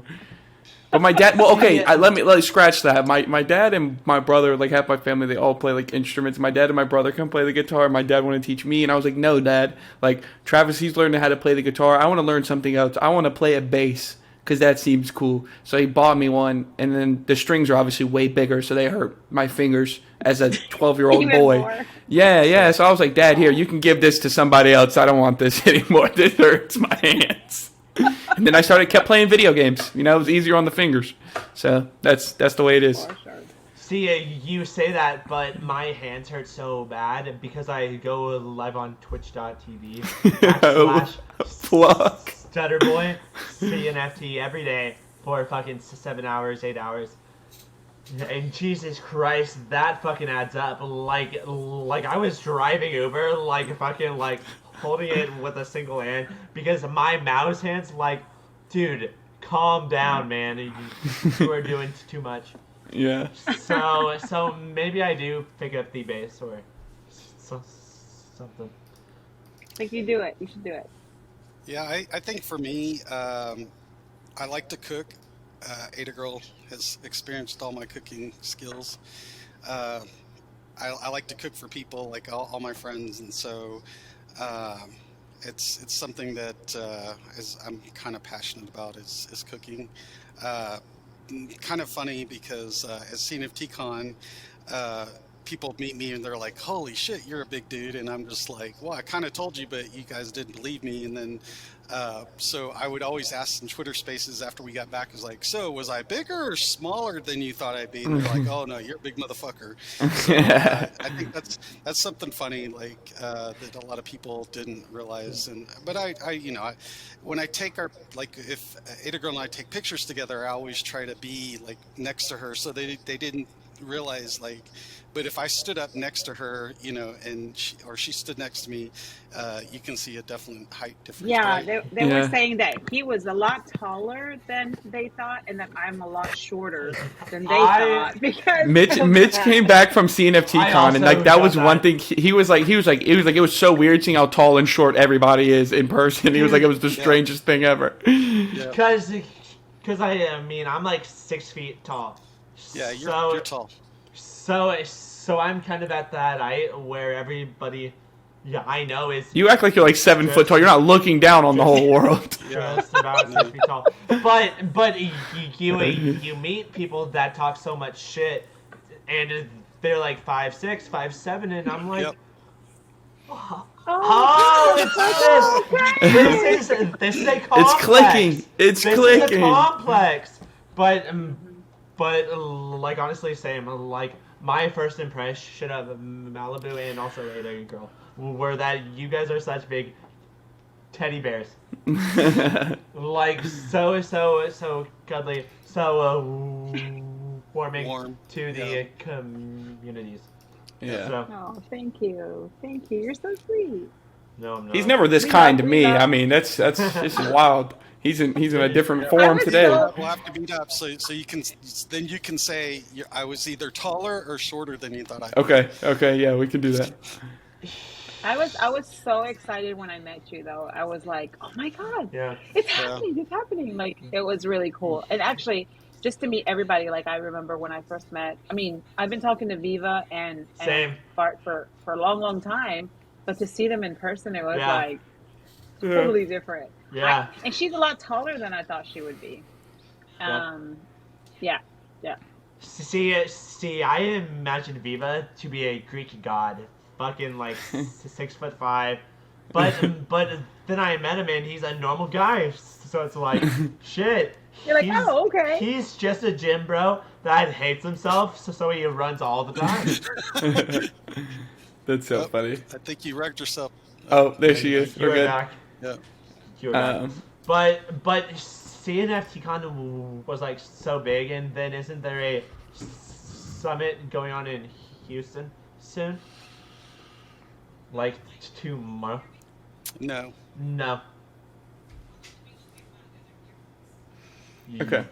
Yeah. So You are all good. So ADAGurl's dream was to host the summit here in Houston, and so being a Cardano ambassador, talking to the Cardano Foundation, they picked Houston to be one of the host sites in the U.S. She's been working really hard. We're going to do it downtown in downtown Houston, called the Hotel Icon. It's an old Union Bank building, so it was built, I don't know, it's over 100 years old, but it's really cool. It's a hotel now, and they still have all the original woodwork, and you can even see like the original safe. Like I'll have to take a picture of it, but it's the safe door. It's like this massive round wheel that they would store all the money and gold and stuff in. Yeah. So it's That's pretty cool. But yeah, so we've got a little over 100 signed up Nice. online. We will be broadcasting whatever the Cardano Foundation sends us to broadcast from the event in Switzerland, because they're going to be ahead of us. And so we also have speakers lined up. She's been and we got sponsors and things like that. So we'll have a photo booth where you can take some pictures. We are going to have a DJ that's going to just be spinning some tunes for us. Free food. There will be a cash bar, and so we're looking forward to meeting new people, and hopefully, people will come out and help. So we can help support and grow our Houston community. We were That is doing awesome. we were doing monthly meetups. There's a little brewery that we did them every month, and we've had quite a good turnout and met a lot of people doing that. But we're hoping to continue to grow the community here in Houston. I mean, we're 4 or 5 million people in the greater space, so we have a lot of room to grow down here as Dallas or Charlotte.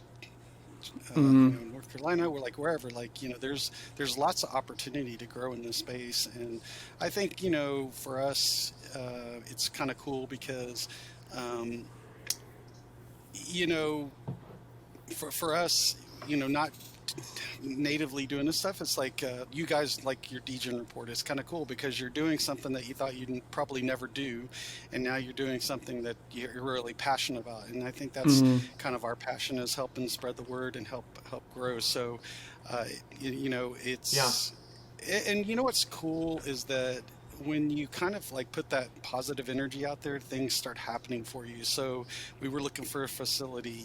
This place gave us a really good deal and was able to put us into a really nice facility, and it's not and so she's having a problem with her AirPods. No worries. Something she could also do is just come on over and be in your room, and But they got a headset. you guys Yeah, I got a headset. then turn it up. Or you could just We put can yours on. shout. Just put it on the external sound on speaker. Yeah, can you put it on your external speaker? Oh. Oh, okay. If not, I mean, we're almost at the 2-hour point too. Like, we can wrap up. Aw, Mom's gone. My mom left me again. Damn, Yeah. that's sad. It's okay. She got rugged by the AirPods. Damn. No, yeah, my See, AirPods this rug me is- all the time. This is why I don't buy Apple shit. But I I do stand by my Audio Apple stuff. Technica. I do buy Audio Technica, but both a Audio Technica mic and Audio Technica headset. Nice. Shit goes hard. We are not advertised, but we will be for $1 billion. Pay us, please. Awesome. During the next like meetup thing y'all do, I'd love to come down, like just kind of hang out. I But forget it's how big Texas is. I'm like, oh, you're in Dallas. Just drive to Houston. And it's like, Dude, it's like 5 hours. 4 hours. It's 4 hours. 4 hours. yeah. Which It's wild. which isn't too terrible because I'm a Uber. So Yeah. so it's like I. And the drive Camry's got new brakes. 4 hours Or the every day. Corolla. Just You know? have somebody drop you Yeah, off at the that- airport, and I'll go pick you up at the airport. We don't live too far from Hobby Airport down here. Hey, Flying. and his mother gets him free flights. His mother She works for flies the airline. Oh, Southwest. there you Dang. go. See, we live Yeah, right. it's- Yeah, Hobby yeah, is it's where you that fly to fucking in easy. Houston. So, yeah, there you go. Just have her drop you off at Love and jet on down here. We'll pick you up. That's cool. For sure, man. Well, anyways, because ADAGurl rug, we should probably close things off. But Yeah. we very much do appreciate having you on Thanks for having Malibu. us. Also Thanks for having having you on ADAGurl. Anything that you guys would like to pimp before we end things? Yeah, so Cardano Summit this weekend on Saturday. I do a Twitter space tonight at 9 p.m. Central with Viva, Hemi, and Chronic. And ADAGurl does many spaces. She's does a cross-chain space. She has several spaces going on during the week that she's moderator. She's like she told you, she's part of Summon and Mihan, and she's got some other things in the works, and you guys will be finding out about that. Oh yeah, and you need to, yeah, Husky, of course, you know. Yeah. Buy some Husky. Okay. I'm going to buy some Husky when we get out of here. You do, you do. So Husky can call you an idiot like me. That's right. Yeah, so we're in the space almost every day in either some Twitter space or something. Feel free to reach out to us at any time, DM us at any time. We're here for the community. We're here to help educate. And if you guys ever run into issues or anybody needs any help with anything, you know, we like to give our advice. We like to give our opinions, and you know, and keep things positive, keep things light. And I appreciate you guys having us on. This has been a lot of fun. We haven't really done anything like this, so it's, you guys are, you know, we popped our cherry with you guys. So. We love that. Well, I'm so happy I could pop y'all's cherry. Especially you, Malibu. Especially. I knew he would love it if I said that, right? Awesome. We'll clip it. And on top of that, where can they find you over on Twitter? I'm on Twitter. I'm Malibu, but it's at MalibuJeff69, and you can find ADAGurl at ADAGURL. She's Awesome, on Twitter.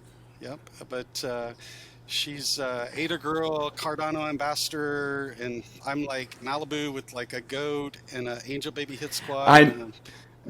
I have all those things, right? Yeah, on my when I wear my AirPods a lot when I'm like at the desk and stuff for work, and I'll get like a Twitter when we were in the DM group. It would be like Malibu, and then it would be like a baby and the potato and gorilla, and it would just like name all these emojis because it's like the phone's reading it out to me, and I was like, Jesus Christ, it's taking like 10 minutes. It was so funny. It was so funny every single time, and it would read everyone in the DM group too. So it would be like with Stutterboy and ADAGurl and Malibu, and then it would just start naming emojis. I was like, Jesus. That is amazing. It was so funny. I'll go add a few more. Yeah, add them up. Add them up. I ended up losing my earbuds at CNFT Con, getting a fanny pack and also $300. But so his license wasn't the only thing he lost. And, at least I got your wallet back. He recovered the one thing that would have been a pain to get, to have to get a new one. But, that's right. Well, you left it at the clay booth, by the way. Yeah, Clay brought it to me. Which then I ended up going back to the clay booth, and Junes came over and was like, "Didn't you lose something?" And I'm like, "Hello, Junes. It's very nice to meet you." I am the loser of things. Yes, that's me. Thank you. I am the biggest and I was loser. the hodler. I am of the wallet. a hodler of the wallet. That's right. Well, anyways, guys, let's kind of end it there. Super nice talking to y'all. You Awesome. guys have been some of our favorite guests so far. Yes, absolutely. We're like 16 episodes in, so we'll have y'all back in at most 16 episodes. But anyways, we will drop their Twitters down below, just in case y'all didn't get all of those emojis and all, because it's done. But anyways, guys, we do appreciate you dropping by and seeing this entire episode. And if you did enjoy it, go drop a like down below, maybe drop a sub, and we will see you next time on the Degen Report. Goodbye. Peace, guys. Take care.